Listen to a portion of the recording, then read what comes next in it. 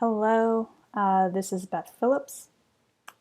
I wanted to jump on today to address a couple of things. I have a little bit of time before I go to a doctor's appointment, but I got an email from a parent who had some basic misunderstandings about how to begin a home education program.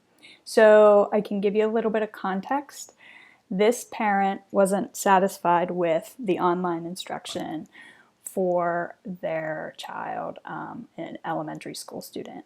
I think, and probably is not unusual, but I think the school was expecting 7 hours at least of online instruction.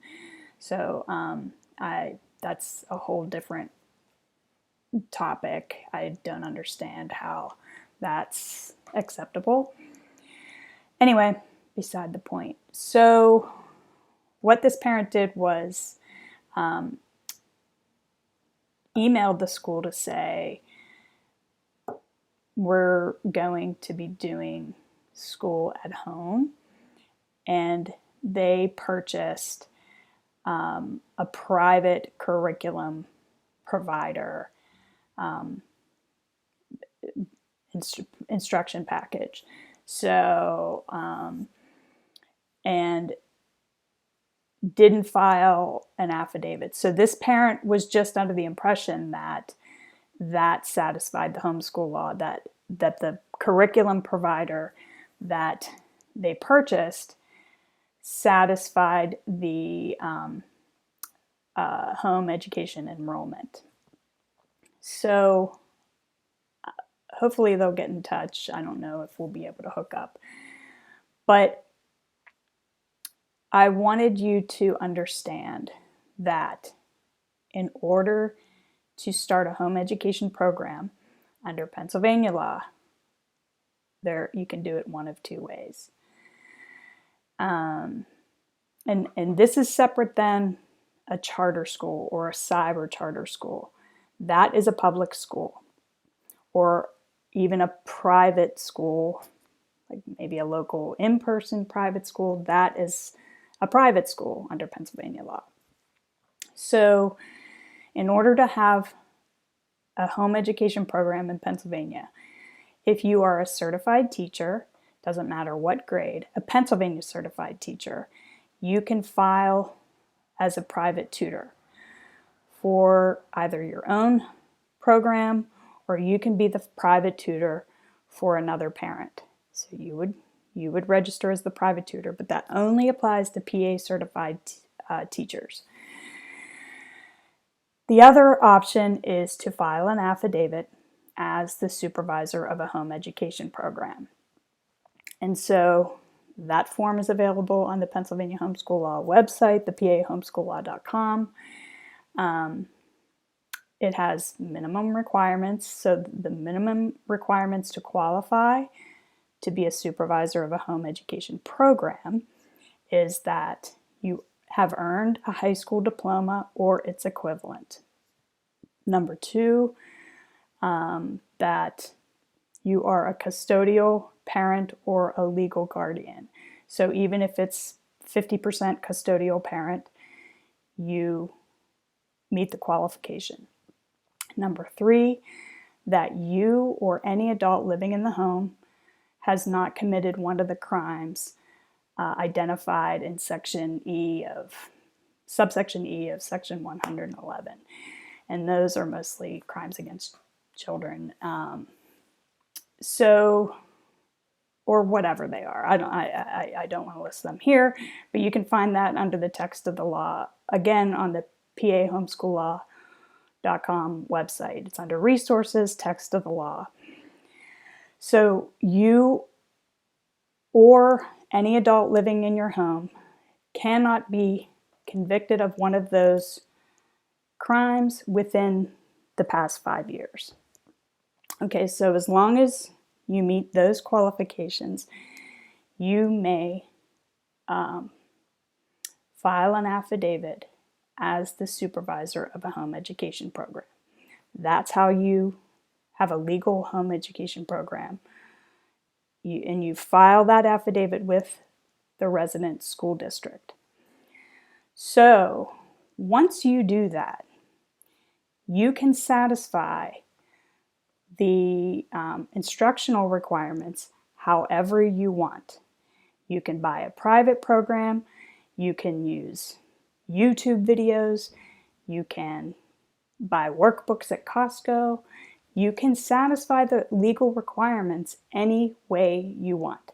So the affidavit is a sworn statement under oath that you are going to comply with the law, the Pennsylvania requirements. And I feel bad for this person because I think they spent a lot of money thinking that it satisfied the law. Now, it's not a total waste, because whatever, they're using can satisfy the instructional requirements, but it doesn't satisfy the legal filing requirements. This person has to take legal responsibility by notifying the school district through an affidavit that the home education program is going to be compliant with the law. So I wanted to get that straight now. I'm not sure if this person was getting truancy notices. They started receiving absentee notices, and that's what kind of triggered the confusion. Like, oh, I thought we were covered because I bought this expensive program. So hopefully they'll get that straightened out, and have since they've changed school districts, so that's kind of another issue. It might be fine. It might be as simple as, hey, we're out of the district. We're filed the appropriate paperwork with the resident school district, the new school district, and hopefully they'll be fine. So I just wanted to come on and just hopefully clarify that distinction. As things are heating up again in the state, as far as COVID cases rising, and I think kids are going to be out of the classroom again. So I'm thinking that there is going to be an increase in parents who just really want to take responsibility and get their kids off the computer all day. And since they're probably home anyway, they're going to want to do a home education program. So I want this just to be clear. Hopefully it's helpful. I don't know if anybody who happens to be watching has had similar confusion. And I can see how that's confusing, especially if you buy a program that is high quality. You're thinking, well, this certainly satisfies the legal requirements. So like I said, it can satisfy the instructional requirements. I mean, you have to look at those, and those are listed in the law too, but it doesn't meet the legal filing requirements. You have to file an affidavit. At least one custodial parent or legal guardian has to file as the supervisor, and I only suggest one. I wouldn't, even if both of you qualify, or if both parents qualify, I would only file list one supervisor on the affidavit. And the affidavit has to be notarized. That can be done either at a AAA, a bank, your local representative should have a notary. So anyway, I hope that clarifies the issue for the parent who reached out to me. And I thought this could be pretty common, especially as people are scrambling to make adjustments. Probably after the holiday break or during the holiday break, they're going to be saying to themselves, this is nuts, it's too uncertain. So anyway, yeah, that's why I wanted to jump on real quick before I have to run out. So you're welcome to leave comments underneath after I post this, and hopefully it didn't make a confusing topic more confusing. So have a good day.